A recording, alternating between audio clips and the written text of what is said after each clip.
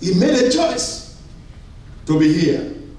And the devil is always there to make a man not to make the right choice. He will make the right choice in this program. Amen. In Jesus' name. Amen. In Isaiah 27, look there in verse number 1. Isaiah 27. It said, in that day, the Lord with his sword and great and strong sword shall punish Leviathan, the piercing serpent, even Leviathan, the crooked serpent, and he shall slay the dragon that is in the sea. You see here, because of the sins of man, the garden that God has created, God asked man to go out of that garden. God drove man out of it. And sin now came into the world because the tempter came and tempted the man. The tempter was the devil in the shape of a line of a serpent. The aim of serpent was to bring our first parents, bring them to, under his control and control them and make them and sway them away from God. And humanity under absolute control, he want to control the generation of Adam forever. And he was able to succeed in doing that. Satan appears as a friend and counselor, as an angel of light, as he continued to, even until today, he still deceive people, present himself, package something to make it glistening to the eyes of man. But you can see that there's nothing there. The woman being alone at a distance from her husband, but near the forbidden tree. Satan assaulted the weaker vessel with his temptation. The devil tried to persuade Eve to eat the fruit that God said no. And you can see that the reason why I said to you that Adam was created with all inbuilt in him is because he's a free moral agent. He can say to his wife, no, the Lord God has said we cannot take this. Why are you taking it? Why do you accept it from the hand of the serpent? Adam can refuse to take it, but Adam took it, and we said even up till today, Satan is still going about presenting himself as the angel of light. Look at 2 Corinthians. 2 Corinthians chapter 11. Look there in verse 3 and 14. 2 Corinthians chapter 11. Look there in verse number 3. He's still doing the same thing today. He said, but I fear. 2 Corinthians chapter 11 verse 3. But I fear lest by any means, as the serpent beguiled Eve through his subtlety, so your mind should be corrupted from the simplicity that is in Christ. Look at verse 14. In verse 14, the Bible says that, and no marvel, for Satan himself is transformed into an angel of light. He's still doing it today, still deceiving people. That is why you will see that it's so difficult for man to make a choice for God. He deceived Eve. He wants to continue in that way and still deceive people even today. Satan does not reveal his real aim when it comes to man. When he makes suggestion to your spirit, he doesn't reveal his real aim at first, but start with a question which seems innocent. Oh, this is nothing, but let him finish. You will see that it's something. Then he represents God. He represents God's commandment, in a way that is not real, that is not true. Subtly creating doubt in the necessity of God's commandment. He wants to make you to see that, look, don't worry yourself. Just do it the other way. You can cut corners, You don't have to follow what God said. That church, the way they preach, holiness. No, you can live your life like that. How many people do you see living that kind of life? And he will paint it to you, and if care is not taken, you will accept it, and you begin to ask them, how do you do this? How do you do that? But the Bible said that, those things that you don't know, you don't need to find out. You don't need to ask. Look at Revelation chapter 2, and look there in verse 24. You will see that what you don't know, don't go and be asking, how do I join witchcraft? Or how do I do this? How do I do that? How do I go to party and party all night? How do I cheat in my classes? How do I do this in the exam hall? Don't go and be asking. Because why? The Bible says to us in Revelation chapter 3 verse 24, but unto you I say unto the rest of in Thyatira, as many as have not this doctrine, and have not known the depth of Satan, as they speak, I will put upon you none other body. What you don't know, just leave it alone. You don't need to find out. Just follow God, the little you know about God. Because the devil has been here for more than 6,000 years.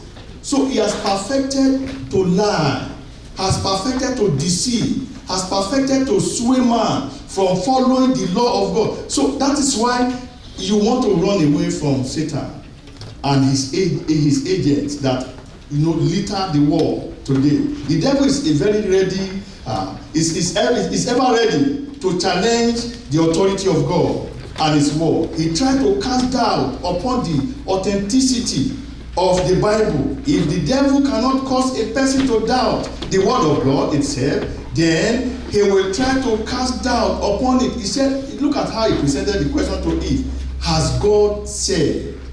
Yes, God has said. If you had just said yes, God has said. And that's what I'm going to do, because God said, He is the creator of man. And God loved the man that He put in the garden. And at that time, when God created that garden, the garden was so beautiful. In fact, they don't need the rain. There had been no rain. But the Bible said that the mist will wet the garden. And it was evergreen garden. Fresh all the time. And because of sin of man, and that the design of man is that man will not die. But because of sin in the garden, then death came. Then problem came. And all the things that you can see in the world today came because of the sin of man. And God said in Genesis chapter 3 that is our text today. Let's go back to Genesis chapter 3 and look at what the Bible is saying to us here in this place. Genesis chapter 3 in verses 6 and 7. And we see that God just loved the man and He put him there in the Garden of Eden. Genesis chapter 3, look there in verses, let's read from verse 5. For God doth know that in the day ye eat thereof, then your eyes shall be open, and ye shall be as God, knowing good and evil. And when the woman saw that the tree was good for food, and that it was pleasant to the eyes, and a tree to be desired, to make one wise, she took of the fruit thereof, and did eat, and gave also unto her husband with her, and he did eat. And the eyes of them both were open, and they knew that they were naked, and they sewed the fig leaves together, and made themselves apron. Can you see that? Man covered his own nakedness with the devices of his own hand. I pray the Lord will help us. We will not sin against God in Jesus' name. He said, by all means and at every cost, we must learn to rely on the grace of God and to avoid all sneer or insinuation of the tempter, the temptation, and from Satan. We look at the point number 2, the unanswered question. Where are thou? We go back to this Genesis chapter 3. We read from verses 8 to 13. You will see how God now looking for man after man has strayed. And they heard the voice of God, of the Lord God, walking in the garden in the cool of the day. And Adam and his wife hid themselves from the presence of the Lord God amongst the tree of the garden. And the Lord God called unto Adam and said unto him, Where art thou? And he said, I heard thy voice in the garden, and I was afraid, because I was naked, and I hid myself. And he said, Who told thee that thou wast naked? Hast thou eaten of the tree whereof I commanded thee that thou shouldest not eat? And the man said, The woman whom thou gavest to me to be with me, she gave me of the tree, and I did eat. He didn't answer the question. He puts it to the woman. And the Lord God said unto the woman, What is this that thou hast done? And the woman said, The serpent beguiled me, and I did eat. The serpent is at fault. Adam said, Eve is at fault. Eve said, serpent is at fault. But look at a man that was righteous in those days. In the Old Testament, Job chapter 33, look at chapter 31. Job chapter 31. You will see how one man can just focus on God and say, you know what, in this life, I am just going to serve God. I am going to look up unto God. I am going to do the bidding of God. In Job chapter 31, look there from verses 1 to 6. He said, I made a covenant with my eyes. Why then should I think upon a maid? For what portion of God is dear from above? And what inheritance of the Almighty from on high is not destruction to the wicked, and a strange punishment to the workers of iniquity? Doth not he seize my ways, and count all my steps? If I have walked with vanity, or if my foot hath hasted to deceit, let me be weighed in an even balance, that God may know my integrity. God asked Adam a standing question, where art thou? He wanted Adam and Eve to consider and confess their present condition in sin. Here we see the immediate consequences of transgression. We can see here that now fear seized them. They couldn't look at God again. God was their friend. God will come down every evening to see how they are doing. And because of this sin, you will see that death come into the world, spiritual death, and I said that physical death starts from that time. Before that time, you can see that subsequently before the reign of Noah, because there was no rain, the first rain on the earth was the reign of Noah. You will see that man will live for 900 years, 800 years, 700 years. Why? Because in the economy of God, man was made not to die. But because sin came now, death has come. And you can see because of that sin and death come. And the way God insulated the earth at that time, this cosmic ray cannot penetrate the insulation that God used to surround the earth. But because of the sins of man, God broke it up so that the cosmic ray now is penetrating into the planet earth. That is why you see the human body is breaking down. That is why you see sickness. That's why you see cancer. That's why you see all sort of evil happening because of sin. Sin is so deadly. We need to run away from sin. And you can see that after this one now, after the reign of Noah, that the world come and start to build up again, you will see that the numbers of days of man reduced drastically. And from that time, because death now has set in, man must die. Because man has eaten the forbidden fruit. And that is why in this meeting, you will make a choice. Amen. And you will make the one that will take you, the destiny of your life, will take you to Christ in Jesus' name. Amen. In Psalm 139, they hide themselves. They said, God is coming. Let's hide under the tree. Can somebody hide himself from God Almighty? The all-eying God. Can you hide yourself from God?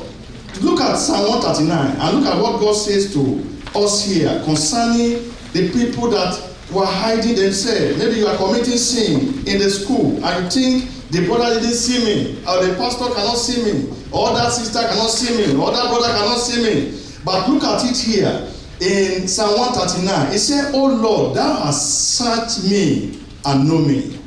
Thou knowest my down sitting and my uprising. Thou understandest my thought afar off. Can you see that? Thou compassest my path and my lie down, and art acquainted with all my ways. For there is not a word in my tongue, but lo, O Lord, thou knowest it altogether. Thou hast beset me behind and before, and laid thy hand upon me. Such knowledge is too wonderful for me. It is high. I cannot attain unto it. Whither shall I go from thy presence, from thy spirit? Or whither shall I flee from thy presence? If I ascend up into heaven, thou art there. If I make my bed in hell, behold, thou art there. If I take the wings of the morning and dwell in the uttermost part of the sea, even there shall thy hand lead me, and thy right hand shall hold me. If I say, surely the darkness shall cover me, even the night shall be a light about me. Yea, the darkness hideth not from thee, but the light shineth as the day. The darkness and the light are both alike unto thee. Light and darkness, both alike unto God. He said they are seized when they heard the voice of God with sin, with strong conviction of guilt. Fear seized them immediately. Upon their eating of the forbidden fruit, the approach of God, the judge, put them into fright. God had become their enemy. He had become a terror to them. God that was their friend. Every day they have this perfect communion with God, perfect relationship with God. You know, the day you sin, you will just distance yourself from God. You just put an egg between you and God. You know, the first time sin presents itself to you, whether in the school, whether in the community, whether in one useless one boy somewhere say, oh, come and be my girlfriend and let's go and mess up ourselves together. Let's go and begin to commit immorality together. You said no. Because why? I am a child of God. Or a woman, a worldless woman, come to a Joseph. Look at Potiphar's wife. Came to Joseph. Come and lie with me. What did Joseph do? He ran away. Ran for his life. A worldless woman. The Bible says we turn a man to a piece of bread. When the first day sin presents itself to you, you know what you do? Say no. When you say no, God will give you grace to always say no. Amen. The Lord will help us in Jesus' name. Amen. You just try it. School is going to start very soon. The first time you get to school, be like Daniel. And sin presents itself to you. Just say no. That first no is the voice of God. The grace to continue to say no, God will grant it to you. Amen. And you will see that you come back and you will just live a victorious life. I pray you will live a victorious life. Amen. In Jesus' name. It said man was God's last creative act. And God said, let us make man in our image, after our likeness. The plural pronouns, us and our, occurring in this verse, affirm that the creation of man was the joint work of God the Father, God the Son, and God the Holy Ghost. Man is the only creation who was created after God's likeness. God said, let us make them in our likeness. What is the implication of that? I want them to be holy. Why? Because I want to have relationship with them. I want us to talk together. I want them to talk to me, I talk to them. I want that perfect union. Because his eye is so holy, he cannot behold iniquity. Because of that, let us make man in our own image. They will not be like the beast in the forest, or be a tree in the forest, but a man that we can dialogue together. We can converse together. We can talk together. God said, let's make them like us in our image, so that we can, just talk and have this perfect union together. Thus the word of God affirmed that as man was created in the beginning, there was a dividing line between him and all animal, and was marked, that marked the difference that, with the image of God, that God made them. And God created them just like himself. Look at Ecclesiastes chapter 3 and verse 21. Ecclesiastes chapter 3, look there in verse number 21. In verse 21, the Bible says, who knoweth the spirit of man that goeth upward, and the spirit of the beast that goeth downward to the earth. Why? Because man is created in the image of God. The aspect of God in man, when man dies, it goes to God. And then the beast descends down to the lower part of the earth. Because why? It has no bearing with God. It's not in the image of God. That is why you want to keep yourself, so that when you demise here in this world, absent in the body, will be present with the Lord. I pray the Lord will help us in Jesus' name. He said God is a spirit, and they that worship him, they must worship him in spirit and in truth. And to bear his image means that to be like him spiritually, as the Apostle Paul explained, whether after God is created in righteousness and true holiness. That's in Ephesians chapter 4 and verse 24. We will not read it. You go and read it by yourself. And God saw everything that he has made. And I want to follow the principle of God here. And behold, it was very good. Perfect. That was Genesis chapter 1 and verse 31. And at the end of each day, and at the end of the week, God took minute. He took minute notice of all he had done and pronounced his work good. And we want to borrow a lead from God in this place. Every day you go into school now, every day you finish class, you got to your hostel or you got to your room, you want to audit and edit the work of the day. You want to look back and say, okay, since I woke up in the morning, went to classes or go to work, I'm back now, what did I do today? You want to audit what you have done and see where you have sinned against God. Have you been upright all day long? God looked back that day, that week, at the end of the week. God looked back also. At the end of each day, everyone should look back over his word, over her word, her words, her action, your reaction, your inaction. You want to look over it again.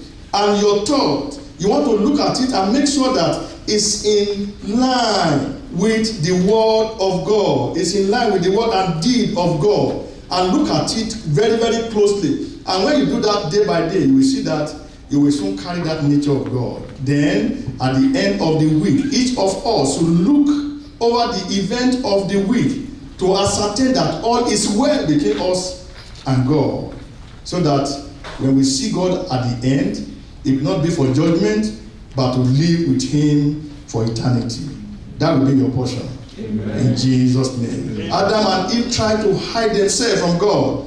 It is folly on the sinner's part to think of hiding himself from God. Their eyes were really open to their nakedness, sin, loss of their good state, sense of guilt grabbed them. Don't you see that they lost eternity forever? You don't want to think about it, that you are going to live without God for eternity. You don't want to think about that. But I want you to think about it this morning. That is why you are going to make a choice before you leave this place today. And you make a choice for Christ in Jesus' name. Amen. This program is designed for you to determine your eternal destiny. If you have not known Christ, this is a unique opportunity for you to know God, to dare to be a Daniel, so that when you get out of here, you'll be a champion, you'll be a warrior, you'll be an overcomer, you'll be a conqueror. And that will be your portion in Jesus' name. Amen. Point number 3 is punishment for transgression, because God is going to punish sin. If you are committing sin, please don't commit sin no more, because sinner is going to be punished. As many as commit sin against God, God has no grandchildren. We are all children of God. Therefore, if you are committing sin, run away from sin. Genesis chapter 3 from verse 14.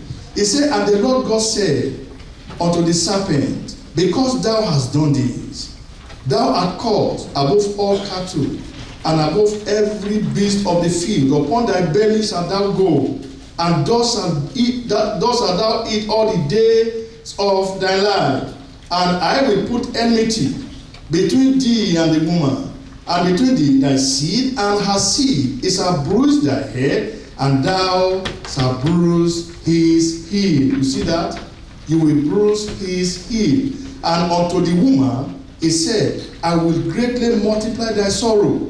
In thy conception, and thy conception, in sorrow shalt thou bring forth children, and thy desires shall be to thy husband, and he shall rule over thee. You see another principle here. God said, man and the wife. So when somebody said to you, I was born to be a gay, then you said no. The Bible said that God and his wife, therefore shall the man leave his father and his mother and do what? And cleave to his wife. God did not say and cleave to another James. So you can see here, this is the principle of marriage. That God said, a man and a woman, the unit is one. Praise the Lord. Amen. And here he said, and Adam, and unto Adam, he said, because thou hast hearkened unto the voice of thy wife, and hast eaten of the tree of which I commanded thee, saying, thou shalt not eat of it. Cursed is the ground for thy sake. In sorrow shalt thou eat of it all the days of thy life. You know, the Garden of Eden, when God created it, the word God said, go and dress it. It was labor with pleasure. There was no sweat. When God created Adam and put in there, no sweat, just go and keep it and dress it. But here, you will see that now it's labor with rigor, labor with sweat, labor with cause.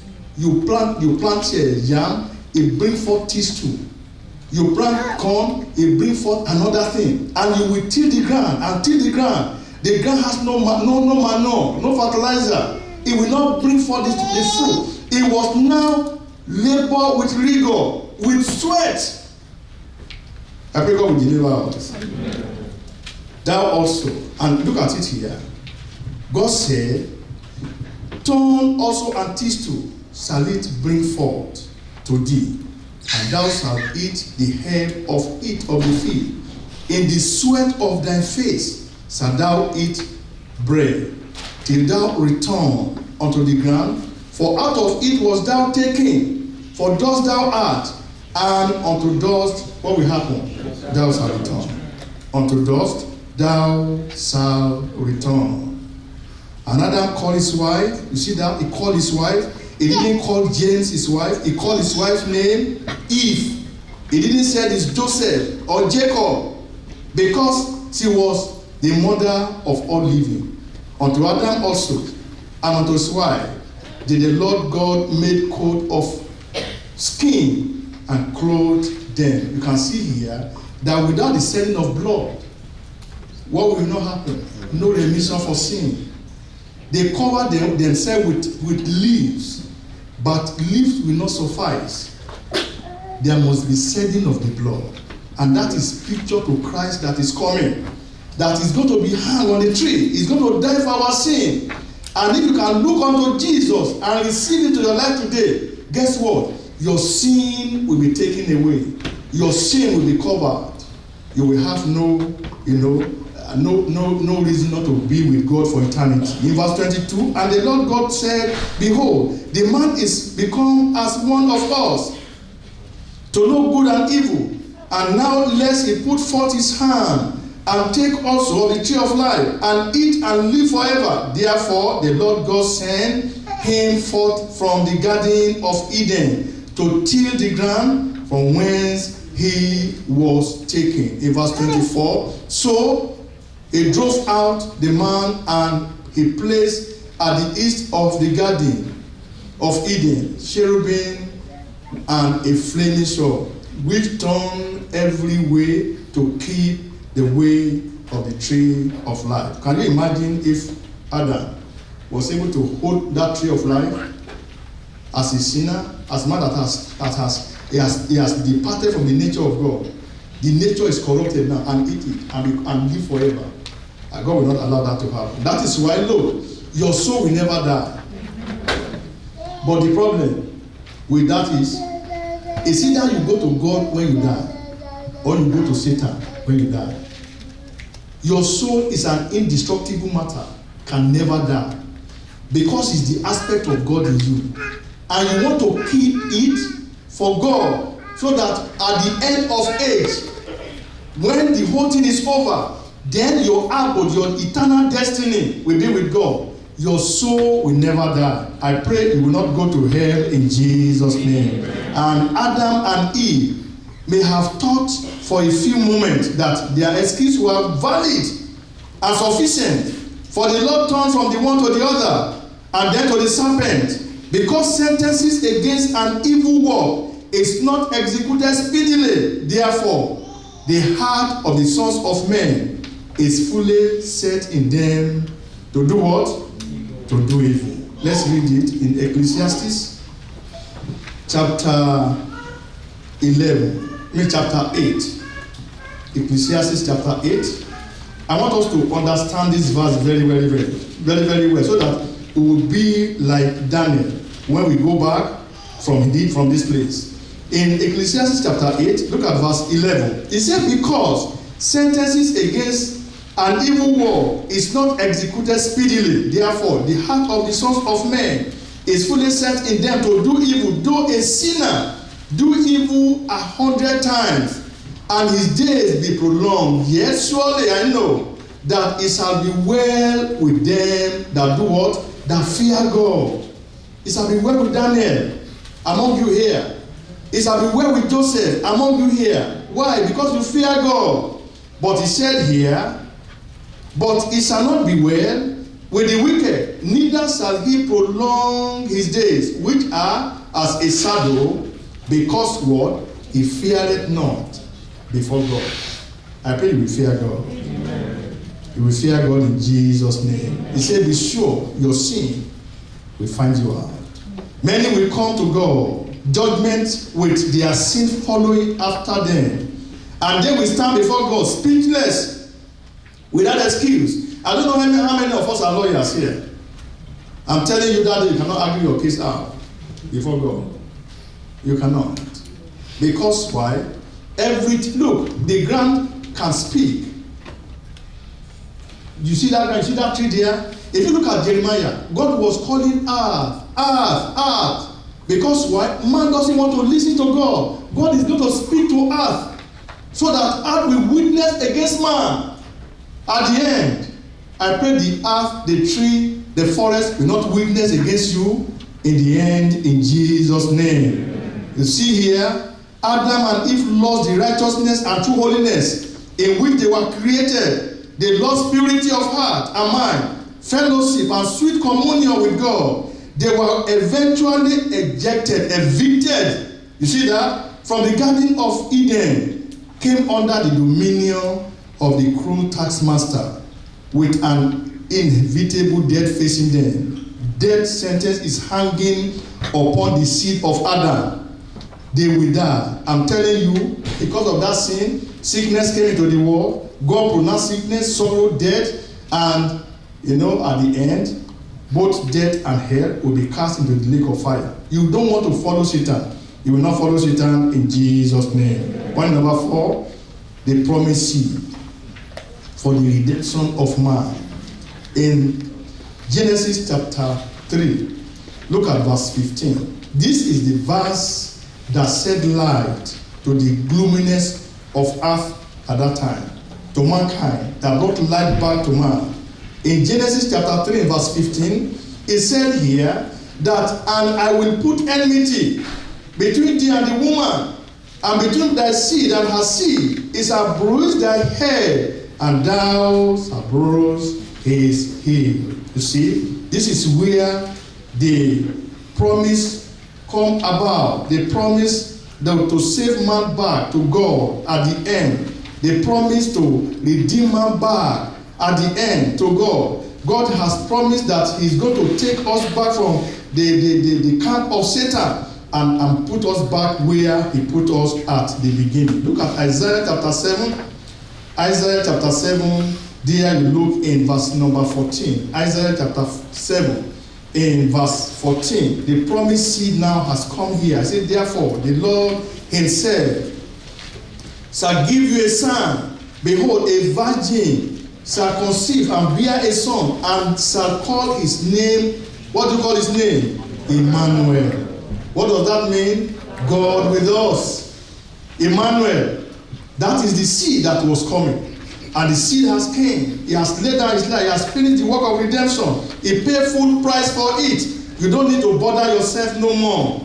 I'm telling you, if you can just follow him every day of your life, you will not regret your life. I pray you will not regret your life in Jesus' name. In Micah chapter 5, look at verse 2 and verse 3. Micah chapter 5, verses 2 and 3. But thou, Bethlehem Ephratah, though thou be little among the thousands of Judah, yet out of thee shall come forth unto me, that is to be ruler in Israel, whose going forth have been from of old. You see that? He has been from of old. Remember, they were there together in the Garden of Eden. From everlasting. Therefore, will he give them all until the time that she which travailed had brought forth, then the name of his brethren shall return and unto the children of Israel. The remnant of his brethren shall return unto the children of Israel. Look at in Luke chapter 1. Luke chapter 1. Look there, verses 30 to 35. Luke chapter 1, verses 30 to 35. In verse 30, the Bible says, and the angel said unto her, fear not, Mary, for thou hast found favor with God. I pray that all of you here, you will find favor with God in Jesus' name. Amen. And behold, thou shalt conceive in thy womb, and bring forth a son, and shall call his name Jesus. He shall be great, and he shall be called the Son of the Highest. And the Lord God shall give unto him the throne of his father David, and he shall reign over the host, the house of Jacob forever. And of his kingdom there shall be no end. Then said Mary unto the angel, how shall this be, seeing I know not a man? And the angel answered and said unto her, the Holy Ghost shall come upon thee, and the power of the highest shall overshadow thee. Therefore also that holy thing which shall be born of thee shall be called the Son of God. Let me ask you a question. Can God trust you to put you as the mother of his son? Can God trust you as a sister here, as a teenager, as a young adult, as youth? Can God entrust you to carry his son in your womb? Are you holy like that? Mary, at that time, she was so holy in Israel that God trusted her to carry the child that was going to save the whole world. Can God trust any of us like that today here? And if you can answer that question, the Lord will bless your life. Amen. If you cannot answer the question, you need to now look inward and say, God, you really cannot trust me to carry your son. Why? Because I'm not a holy vessel. I pray you will be a holy vessel. Amen. So you can see here, God put the trust in Mary. Look at Matthew chapter 1. Matthew chapter 1. We read from verse number 18. Matthew chapter 1 from verse number 18. In verse 18, the Bible says, now the birth of Jesus Christ was in this wise, when as his mother Mary was espoused to Joseph, before they came together, and I repeat that, before they came together, she was found with child of the Holy Ghost. Then Joseph, her husband, being a just man and not willing to make her a public example, was minded to put her away privately. But while he thought on these things, behold, the angel of the Lord appeared unto him in a dream, saying, Joseph, thou son of David, fear not to take unto thee Mary thy wife, for that which is conceived in her is of the Holy Ghost. In verse 21, and he shall bring forth a son, and thou shalt call his name Jesus, for he shall save his people from their sin. Now, the people that preach eternal security, this is what they twist around. They twisted this verse around. The Bible says that it will save them from their sin. The people that say once you are born again, you are everlastingly born again, they are safe in their sin. It's not possible. If any man be in Christ, what's happened? In the new creature. What happened again? All things are what? Are passed away. All things are becoming what? New. And it's a present continuous.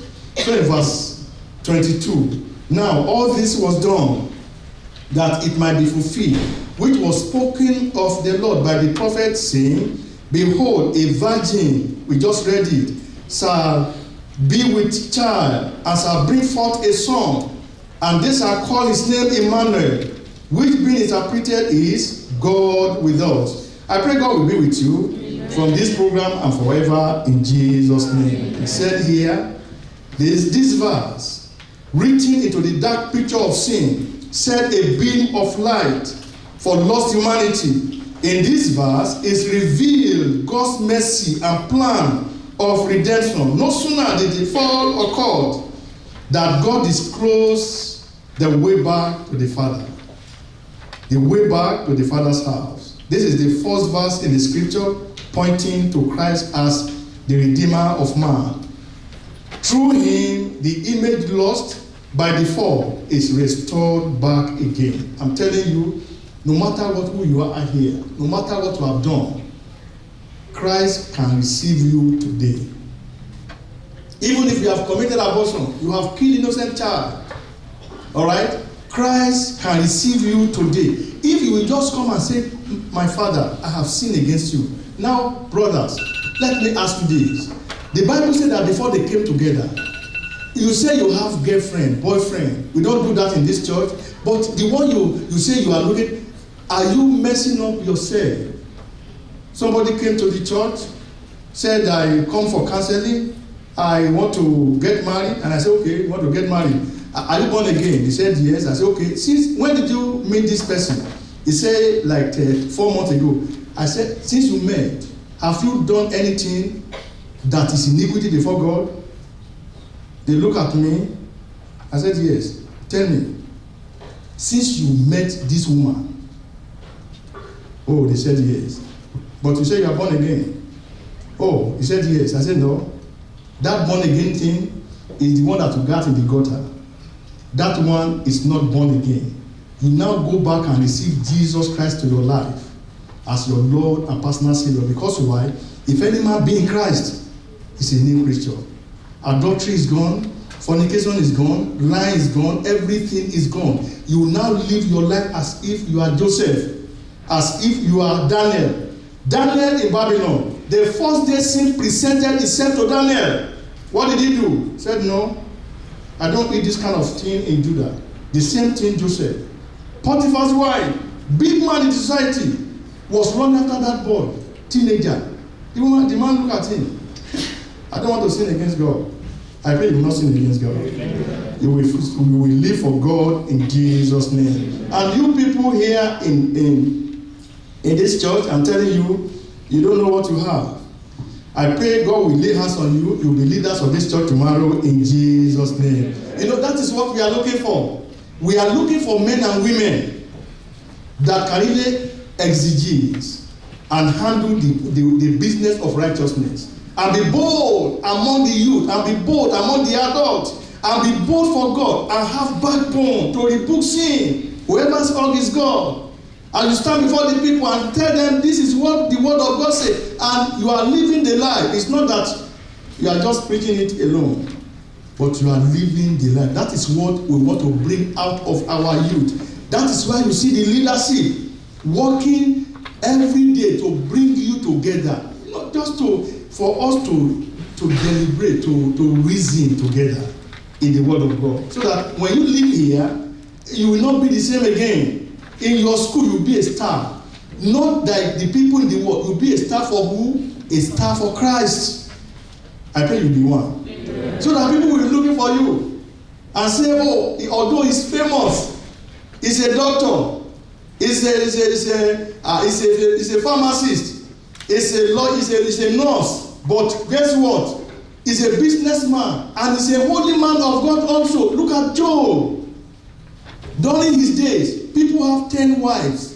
Job said, no, I made a covenant with my eye. What will I do? I will not look upon a maid. Praise the Lord. And you just live your life. And People are looking at you and they say, okay, even though he has money, all right, but he's a holy man. I pray you be holy. He said, look, you who are lost, perishing sinner, hear the voice of God, for it speaks to you, where art thou? The question is to you today and is to me. Where art thou? Is my time over? So,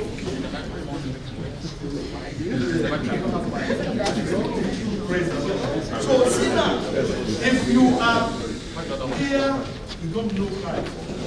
If you are here, you are not giving your life to Christ. If you are here and you say today, because of this program, I want to make my eternal destiny known. I want to make a choice today because you are faced with choice making every day.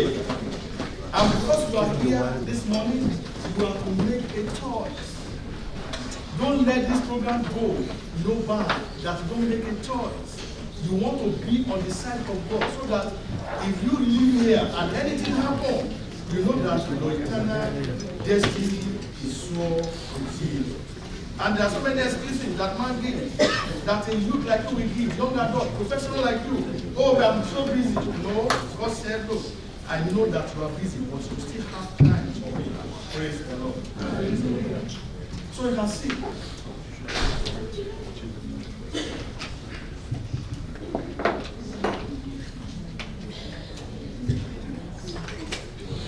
So I plead with you this morning.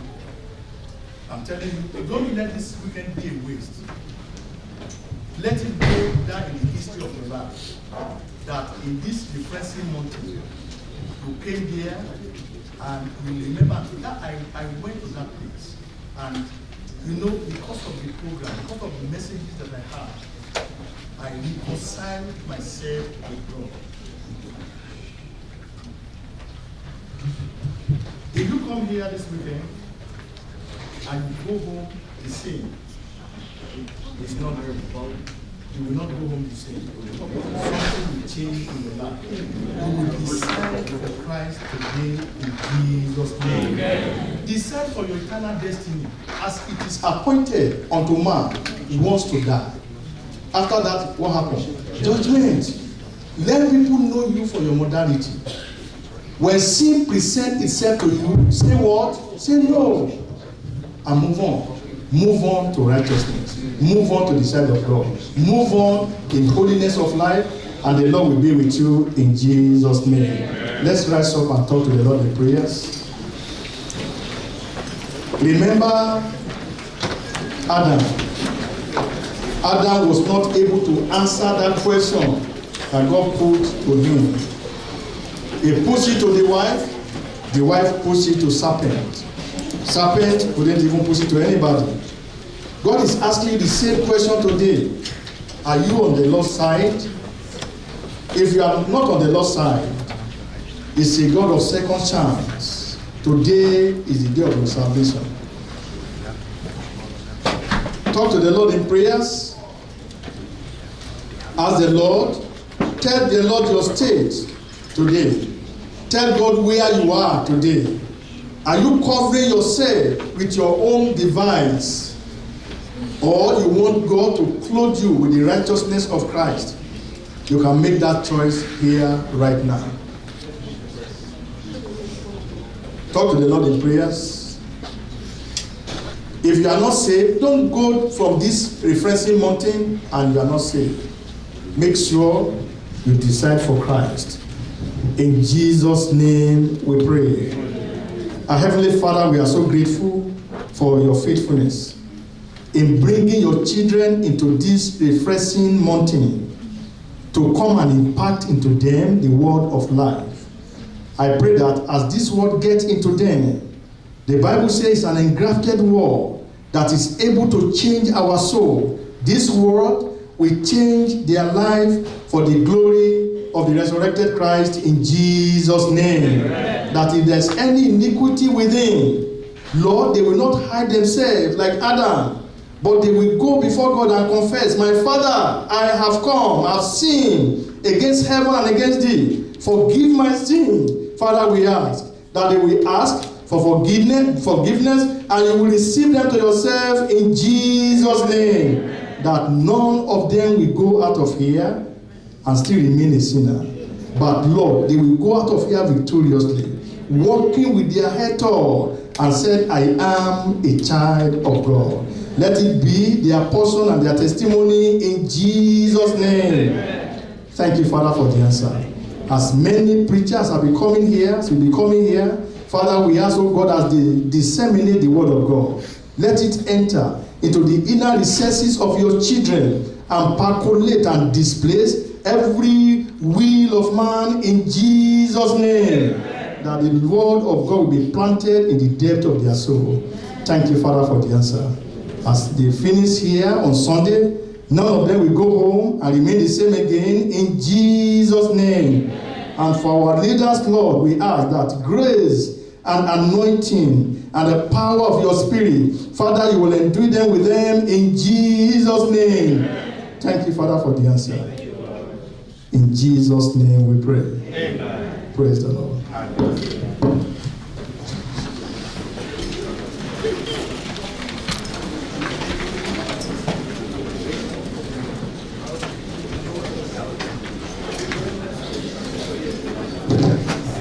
Praise the Lord. Hallelujah. Praise the Lord. Hallelujah. We'll quickly move to our next session, but before that, we're going to move by age group. If you're between the ages of 12 and 15, please raise your hand. Please stand up.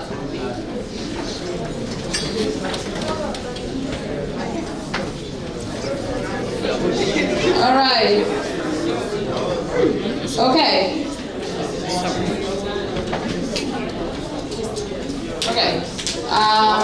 Okay, please sit. We just wanted to get a sense of the number we're working with. Between the ages of 16 and 17, please stand. 16 and 17.